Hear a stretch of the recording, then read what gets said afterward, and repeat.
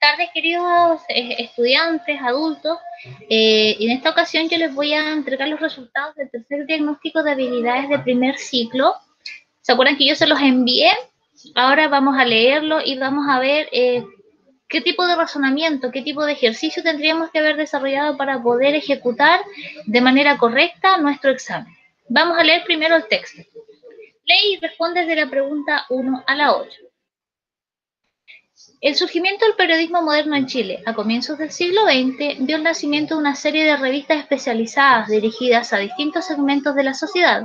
Uno de estos segmentos fue el público infantil, para el que se publicaron varias revistas tales como la Revista de los Niños en 1905, Chicos y Grandes en 1908 y El Peneca en 1908, con el fin de entretener y educar. De estas tres, El Peneca, creada por la editorial Zig-Zag, fue la única capaz de mantenerse vigente, tanto por la calidad de sus contenidos como por la relación cercana que mantuvo con sus pequeños lectores. Los primeros 3 años de El Peneca, bajo la dirección de Enrique Van Clas-Regis, se caracterizaron por tener pequeños artículos sobre diversos temas de interés general y una gran cantidad de colaboraciones de lectores. Esto último marca uno de los atractivos más importantes de la revista: la capacidad de integrar a su público en la creación de la misma. Sin embargo, durante el año 1911, la revista disminuyó notablemente su circulación dada la baja calidad de sus contribuciones literarias.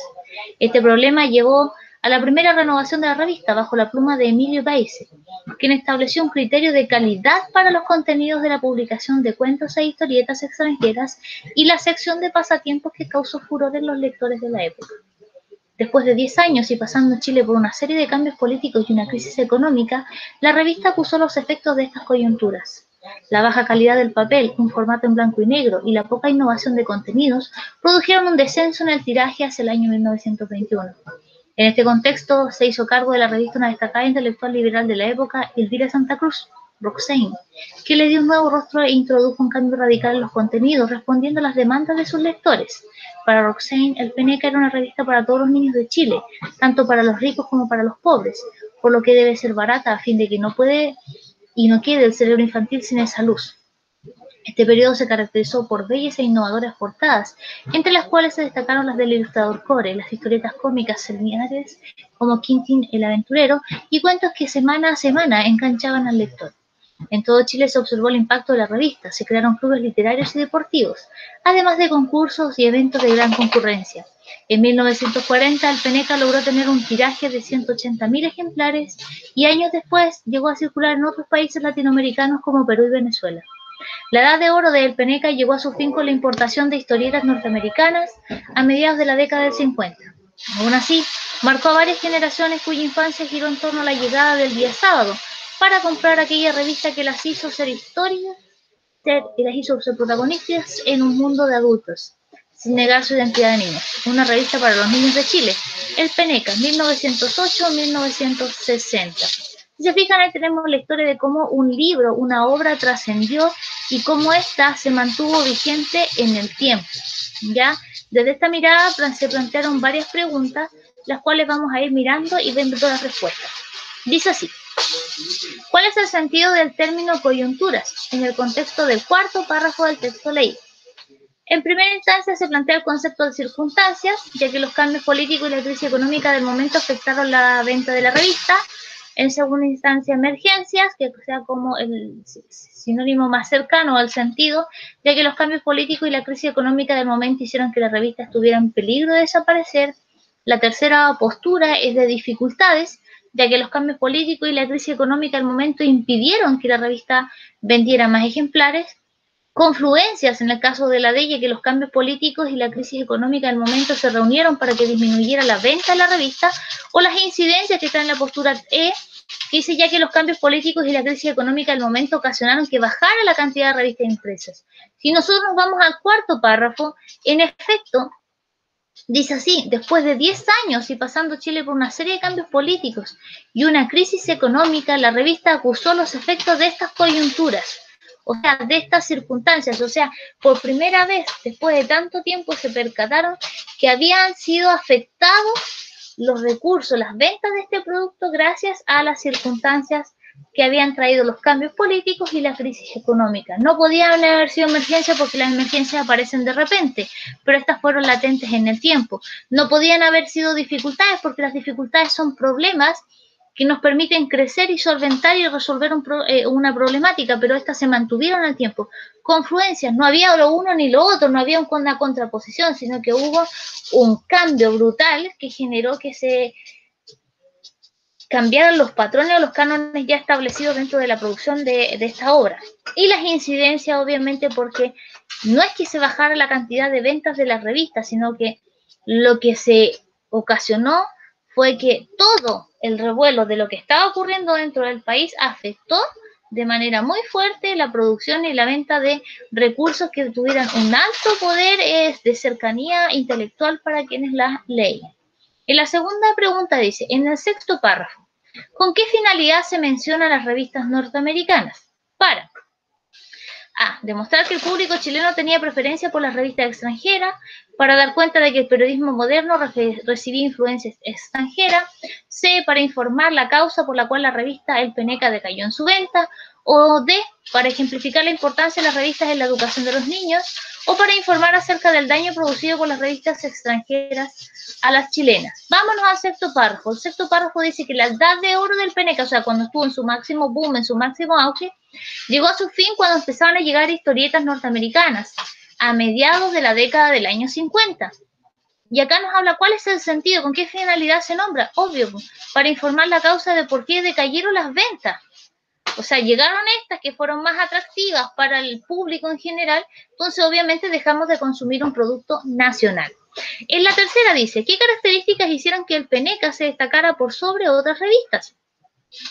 A. Dio inicio al periodismo moderno en Chile y se dirigió a un público infantil. B. Realizó cambios reiterados de sus editores e innovó frecuentemente su formato. C. Se dirigió a un público infantil y recibía colaboraciones de sus lectores. D. Aceptó trabajos de artistas extranjeros e invitó a sus lectores a formar parte de la revista. E. Logró un tiraje regular de 180.000 ejemplares en países como Perú y Bolivia. La respuesta correcta, como ustedes pueden darse cuenta, es la C, porque habla sobre que su público al que apuntó para el consumo de esto era el público infantil, porque querían educar, ilustrar a los niños a través de esta revista que, si bien es cierto, no era tan cara, tampoco tenía tanto apoyo social como para seguirse replicando. Y por algo también cambió en algún momento el productor y el editor de la misma y recibió muchas colaboraciones de parte de los lectores. O sea, se iba produciendo un cambio dentro de la revista gracias a las necesidades que tenían los lectores. En la pregunta 4 dice, ¿cuál de los siguientes enunciados sintetiza el contenido del cuarto párrafo? A. Los cambios sociales y económicos afectaron la venta de la revista El Peneca. B. La revista El Peneca fue intervenida políticamente 10 años después de su fundación. C. La falta de innovación del contenido disminuyó la venta de la revista. D. La revista dio cuenta en sus artículos acerca de los problemas de la época. E. La baja calidad en el papel se debió a los problemas internos de la revista. Vámonos al párrafo 4. El párrafo 4 dice, después de 10 años y pasando Chile por una serie de cambios políticos y sociales, más encima económicos, la revista acusó los efectos de estas coyunturas. La baja calidad del papel, el formato en blanco y negro y la poca innovación de contenidos produjeron un descenso en el tiraje hacia el año 1921. Por ende, la respuesta más correcta que nosotros podríamos señalar que es cómo se afectaron estos cambios a la revista El Peneca. Entonces la respuesta correcta es la A. Después la 5 dice, en relación con el texto, el primer párrafo cumple la función de enumerar las primeras revistas creadas en la historia del periodismo nacional, destacar la importancia de la revista El Peneca en el nacimiento del periodismo nacional, contextualizar el nacimiento de El Peneca como revista dirigida a un público infantil, demostrar la opinión según la cual el periodismo surge a partir de varias revistas infantiles, presentar la relación entre las primeras revistas infantiles y el quehacer periodístico. Si nos vamos al primer párrafo, nosotros podemos percatarnos que aquí dice, el surgimiento del periodismo moderno en Chile a comienzos del siglo XX vio el nacimiento de una serie de revistas especializadas dirigidas hacia diferentes sectores y segmentos de la sociedad. Uno de estos fue el público infantil. Y la única que sobrevivió fue El Peneca, creada por la editorial Zig-Zag. Entonces, en efecto, cuando uno ve la pregunta 5 y hablamos de la relación que tiene el texto del primer párrafo, ¿qué función cumple? Contextualizar, porque ¿de qué se sigue hablando en el párrafo 2, 3, 4, 5 y 6? Se sigue hablando de cómo la revista Alpeneca, que era de la editorial Zig-Zag, logró sobrevivir y mantuvo su público objetivo, que era el público infantil, sufrió modificaciones en el tiempo, sufrió batallas en el proceso, pero se mantuvo latente. En la 6 dice, el descenso del tiraje de la revista Alpeneca se debió a ¿qué? Las nuevas exigencias al público, los cambios políticos y la crisis económica, la mala gestión de don Enrique Blanchard Chessy, el constante cambio de director ejecutivo de la revista o los criterios de calidad establecidos por algunos directores de la revista. Ya hemos logrado dilucidar a lo largo de la lectura del texto que lo que generó que se empezara a disminuir el tiraje, la salida de la revista, es única y exclusivamente que hubieron cambios dentro de la estructura política y también hubo una crisis económica profundísima que obviamente hizo que la gente priorizara si consumía revistas o consumía alimentos o algún otro menester que se hubiese visto disminuido gracias a estas problemáticas internas. En la 7 dice, ¿a partir de qué se organiza la información entregada en el texto? De las distintas características de una revista infantil, de una cronología de acontecimientos, de los testimonios de periodistas y escritores, de la comparación de diversas revistas infantiles, de diversas coyunturas históricas del siglo XX. Si uno revisa desde arriba hacia abajo, el párrafo primero parte diciendo cómo nace, después habla de los primeros 3 años, después habla sobre los 7 años siguientes, después de 10 años, y después cómo se vive dando ese boom, y después cómo decae. Por ende, estamos hablando de una cronología. Y entonces la respuesta correcta es la 7, la B, ¿ya? De una cronología de acontecimientos. Ahora vamos a revisar la 8 que dice, el mundo legendario es un tipo de relato que pertenece a la tradición oral y anónima. Entonces buscamos cuál es el conector que hace que tenga más sentido de coherencia y cohesión. Más bien ha sido transmitido de generación en generación, o incluso ha sido transmitido de generación en generación, o así como ha sido transmitido de generación en generación, o porque ha sido transmitido de generación en generación, o si bien ha sido transmitido de generación en generación. Si ustedes se logran percatar, cuando uno lee atentamente la pregunta 8, el único conector que le permite tener sentido de coherencia y cohesión textual es el D. O sea, ¿por qué? El mundo legendario es un tipo de relato que pertenece a la tradición oral y anónima porque ha sido transmitido de generación en generación. ¿Se fijan? Está establecido el rango, está establecido el patrón, por ende, queda coherente y cohesionado. En la pregunta 9 dice, los colonos de Nueva Inglaterra estaban obligados a vender sus productos a Gran Bretaña, con tal que ésta les pagara precios más bajos por el azúcar, el tabaco y el algodón.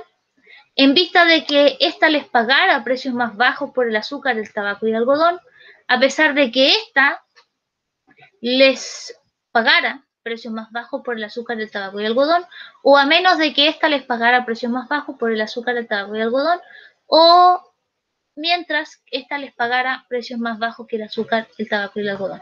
Si uno analiza bien el enunciado, parte de la idea de que, oye, la única cosa que podíamos hacer era venderte a pesar de que nosotros hubiésemos querido que nos pagaras de mejor manera los productos que estábamos haciendo por los productos que tú tienes, sí o sí teníamos que hacerlo porque era la única forma de mover la economía. Por lo tanto, a pesar de que Inglaterra pagara los precios más bajos por el azúcar, el tabaco y el algodón, a Gran Bretaña tenían que seguir con el mercado.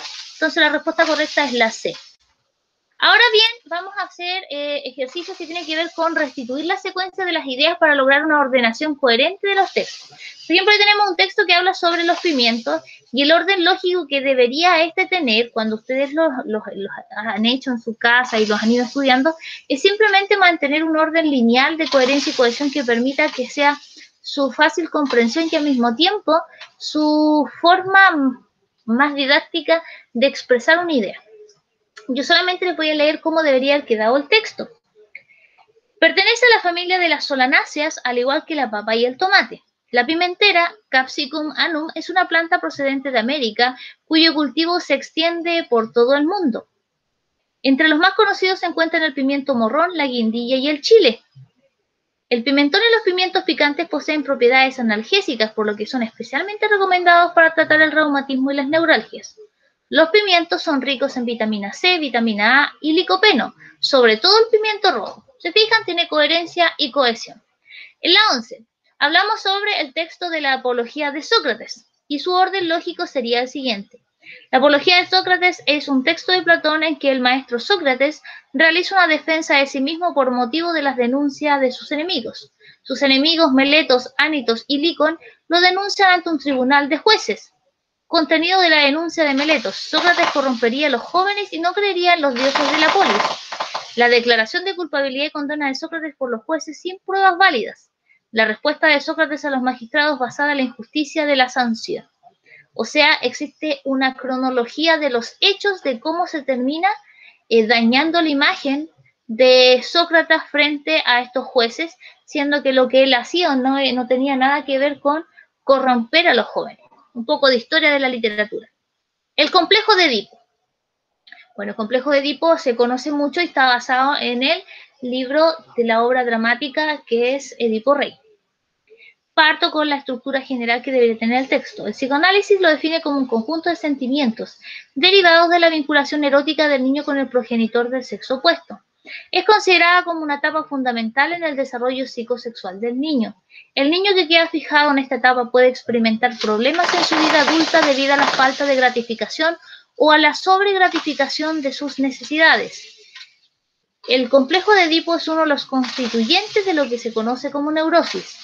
Freud consideraba que esta misma estructura de relaciones invertida, amor al padre y odio a la madre, constituía el complejo de Edipo femenino conocido como complejo de Electra. ¿Ven? ¿Se fija? Tiene sentido, coherencia y cohesión. Entonces, cuando vemos que los niños están enamorados de sus madres y odian a sus padres, complejo de Edipo, y cuando las niñas están obsesionadas con su padre y odian a sus madres, complejo de Electra. Leamos el siguiente texto. Dice, lee el siguiente texto y responde a las preguntas de la 13 a la 16. En los 10 años que había vivido enjaulado detrás de la ventanilla, al fondo de la vasta oficina de correo, el empleado no había recibido una sola queja. Recibía, canjeaba, entregaba estampillas, firmaba, devolvía, respondía cordialmente. Todo lo hacía con una calma perfecta, sin el menor nerviosismo y siempre afable, cortés. Se preocupaba de señalar que dicha labor era gratificante, sellando y sonriendo a la vez sin pausa, a vecinos, a clientes, a vigilantes, al mundo entero, a todas las cosas, a él mismo. A su día de trabajo, ante todo su trabajo, que el empleado juzgaba una tarea muy fastidiosa, pero soportaba gracias a una pequeña obsesión estrictamente personal. Porque el empleado, en efecto, hace 10 años que comete cada noche antes de terminar su labor y contar el dinero lo que se llama un delito cotidiano, un gesto que se ha vuelto obligatorio, una razón de vivir. Todas las noches introduce en su valija un fajo de cartas escogidas al azar, se las lleva, vuelve cuanto antes a su hogar, arroja las cartas sobre la mesa, las abre con ansiedad y cada noche, desde las 9 hasta el amanecer, las responde una por una, sin olvidarse de una sola, sin escribir una palabra a la ligera. Jacques Steinberg, el empleado de los correos. La pregunta 13 dice, ¿cuál es el sentido de la palabra calma en el contexto del segundo párrafo del texto leído? Fíjense que acá dice claramente, recibía, canjeaba, entregaba estampillas, firmaba y respondía todo lo que respondía con una calma perfecta, sin el menor nerviosismo y siempre afable y siempre cortés. La única palabra, el único sinónimo que puede reemplazar el sentido de esa palabra es tranquilidad. Porque el empleado ejecuta las funciones de su trabajo sin alterarse en lo más mínimo. Él cumple la labor por la cual ha sido contratado. No puede ser lentitud porque él es celero. Se fijan que durante todo el relato se habla de que le gusta hacer las cosas a su tiempo, a su modo, y en las noches se dedica a responder las cartas por el simple hecho de que siente que necesita hacer más cosas. Moderado tampoco, porque si es una persona moderada también va dejando cosas como al libre albedrío. Paciencia, sí, obviamente que para trabajar en ese rubro tiene que tener mucha paciencia, y placidez lo hace muy complacido. En el fondo trabaja de forma muy complacida, es bastante amable, es bastante cortés, pero no es un sinónimo cercano al concepto de que es calmo. La pregunta 14 en tanto dice, ¿cuál es el sentido de la palabra juzgada en el contexto del segundo párrafo del texto leído? Juzgada puede ser reemplazada por nada más ni nada menos que calificada, porque el empleado consideraba que su trabajo era molesto. Vamos a ver el segundo párrafo, dice claramente, a su día de trabajo, ante todo su trabajo, que el empleado juzgaba una tarea muy fastidiosa, pero soportaba gracias a una pequeña obsesión estrictamente personal. O sea, él tenía un criterio personal para definirse. él se ponía como ciertos límites y ahí estaba la calificación. O sea, yo califico que mi trabajo es bueno, es duro, es arduo, podría ser más ágil, o sea, le pongo un timbre, una señalización. ¿Ya? Entonces la respuesta correcta, la 14, es la E. En cambio, la 15 dice, con respecto al trabajo del protagonista como empleado de correo, en el texto se afirma que tenía un comportamiento libre de premuras e inquietudes en su jornada laboral y lo afirma en el párrafo 2 cuando dice recibe, canjea, entrega, estampa, firma, devuelve, responde cordialmente y además obsesivamente se lleva las cartas que llegan y las responde a su modo y a su pinta desde la calidez de su hogar. Y finalmente tenemos la pregunta número 16 que dice ¿qué función comunicativa cumple el tercer párrafo en el texto anterior? Cuando hablamos de la función comunicativa, debemos recordar que existe la función emotiva expresiva, que es la que recae dentro del emisor, la apelativa o conativa, que es la que recae en el receptor, la que se centra en el mensaje, que tiene que ver con el código, la referencial, que tiene que ver con el contexto, y así sucesivamente. Entonces vamos a ver la 16, dice, ¿qué función comunicativa cumple? De contradecir la imagen del empleado modelo del personaje. O sea, el párrafo 1, el párrafo 2 y el párrafo 3 es un empleado ideal, es el mejor empleado que vamos a tener, independiente de que juzgue que su trabajo es monótono, que demanda mucho tiempo, pero el tipo rompe el canon, rompe el esquema al final, o sea, va y se lleva los textos, las cartas para su casa y él las responde. O sea, viola totalmente la privacidad de quien envía la carta y quien espera también obtener una respuesta al final. Entonces, la respuesta correcta, que en el caso de la 16, es contradecir la imagen del empleado como modelo del personaje. Si se fijan aquí, también están vueltas a marcar cada una de las respuestas para que ustedes tengan el conocimiento y puedan resolverlas de mejor manera desde sus hogares. Yo los invito a que le den una lectura de nuevo al formulario, que lo vuelvan a leer, porque ese tipo de preguntas nos va permitiendo ejercitar cada una de las competencias comunicativas asociadas a la comprensión lectora, a la comprensión de los textos narrativos, a los textos que parecieran que fueran totalmente dispersos, pero que también nos entregan una información y que también tienen matices de lo expositivo, de lo lírico, de lo experiencial, de lo instruccional, y ahí vamos avanzando. Entonces yo les agradezco que ustedes hayan puesto atención, que revisen este video y que sobre todas las cosas puedan ir creciendo académicamente para poder lograr su objetivo, que es aprobar el curso a nivel. Así que les deseo una bella tarde. Saludos.